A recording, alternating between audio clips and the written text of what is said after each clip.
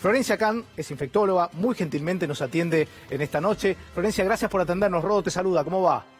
¿Qué tal? Buenas noches, ¿cómo estás vos? Muy bien. Bueno, ahí daba algunos datos, ¿no? Los datos parecen haberse como establecido, si tomamos la última semana, como que son entre 2.300 y 2.900 casos es el promedio, ¿verdad? Sí, bueno, estos son los números que venimos viendo en los últimos días. Tenemos que tener en cuenta también que los resultados de las nuevas medidas que se establecieron a partir del 1 de julio los vamos a ver aproximadamente una semana, 10 días después. Ajá. Es decir, comenzaron el miércoles, digamos que recién para este miércoles o para el viernes podríamos empezar a ver algún impacto de las medidas o de las restricciones que se establecieron en la Ciudad Autónoma de Buenos Aires y el área metropolitana. Claro que debería haber, si no falla, digamos, y digamos fue el motivo por el cual se decidió de alguna manera fortalecer un poco más la cuarentena, tiene que ver con esto, ¿no? De que baje esa curva, si querés.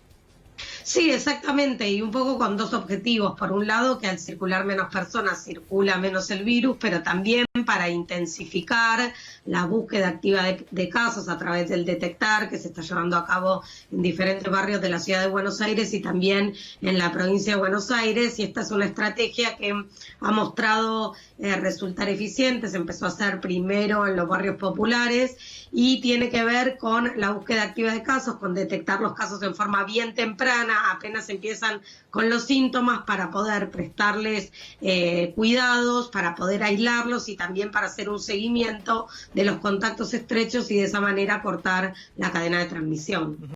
Pues sabés que miraba los datos de este fin de semana en la Florida, en Estados Unidos, que tuvieron un pico nuevamente de casos, por lo cual llevaron al extremo el toque de queda. Entre, digamos, el toque de queda en un rango horario que va creo que desde las 7 de la tarde hasta las 5 de la mañana. Ahora, Argentina, ¿vos cómo lo estás viendo? ¿Ustedes cómo lo están viendo? Digo, ¿cómo ves que la situación, digo, manteniéndose esta curva?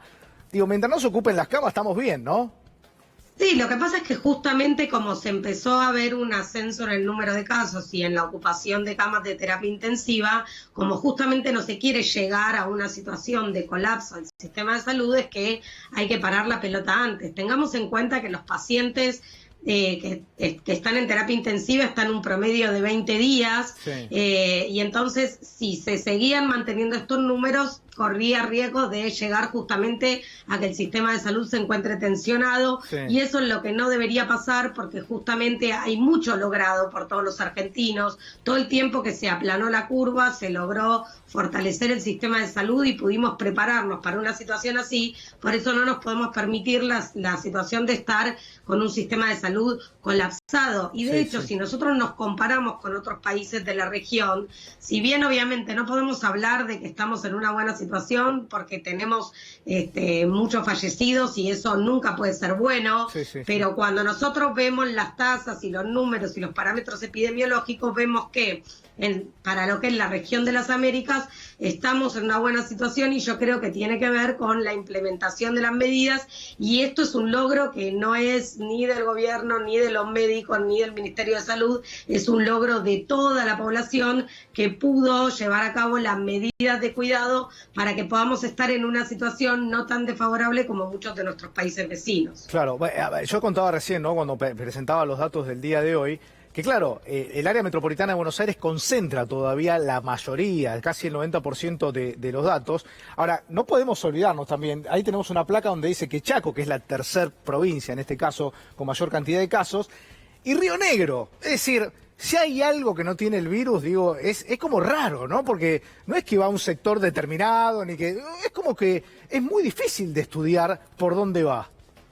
Totalmente, y además saber lo que pasa, y esto lo estamos viendo en todo el mundo, en el momento en que vos te confiás y pensás que ya está, que ya le ganaste, ahí aparecen más casos, porque estamos viendo rebrotes en otros lugares del mundo. Entonces hay ciertas medidas de cuidado que llegaron para quedarse, por lo menos por un buen tiempo hasta que tengamos otras estrategias de prevención, el distanciamiento, el lavado de manos, el uso del tapaboca, el cubrirse la boca y la nariz con el pliegue del codo para toser y estornudar, la limpieza de superficies, todas estas medidas llegaron para quedarse y estas son medidas que todos tienen que cumplir independientemente de si están en un departamento con aislamiento social preventivo obligatorio o con distanciamiento social preventivo y obligatorio. Son medidas que todos tenemos que llevar a cabo. No nos podemos relajar en ese sentido porque en el momento en que aflojamos con esas medidas empiezan a aparecer los casos. Florencia, un placer. Gracias por atendernos esta noche. Gracias. Que estés bien.